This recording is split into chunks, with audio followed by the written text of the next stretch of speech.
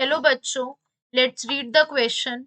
Assertion is saying medulla oblongata control reflex actions like vomiting, coughing and sneezing, and reason is saying it has many nerve cells which control the autonomic reflexes. In this question, the key concept is medulla oblongata. Medulla oblongata.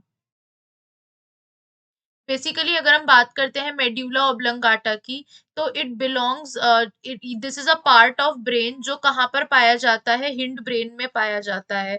और hind brain में medulla oblongata के साथ Pond's और cerebellum भी पाया जाता है। This medulla oblongata basically it contains accumulation of nerve cells. यहाँ पर ऐसे नर्व सेल्स पाए जाते हैं जो बेसिकली ऑटोनॉमिक रिफ्लेक्सेस देते हैं। क्या क्या देते हैं? ऑटोनॉमिक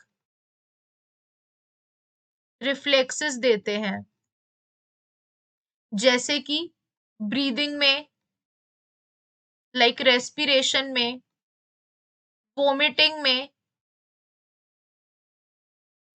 वोमिटिंग में वैसोमोटर रिफ्लेक्सेस भी देते हैं, वैसोमोटर भी देते हैं। तो कफिंग हो गया, स्नीजिंग हो गया, ये सब कौन परफॉर्म कर रहा है? मेड्यूला ऑब्लंगाटा ही कंट्रोल करता है इन सेंटर्स को, यानी ऑटोनॉमिक रिफ्लेक्सेस को। Heart rate, breathing issues, everything is controlled by the medulla oblongata. तो फर्स्ट कह रहा है it causes reflex action like vomiting, sneezing, coughing. तो ये तो सही स्टेटमेंट है। It has many nerve cell which control these reflexes. तो ये स्टेटमेंट भी ट्रू है और करेक्ट रीजन है। तो यानी option A is the right answer. Hence, we can say that A is the right answer to the given question.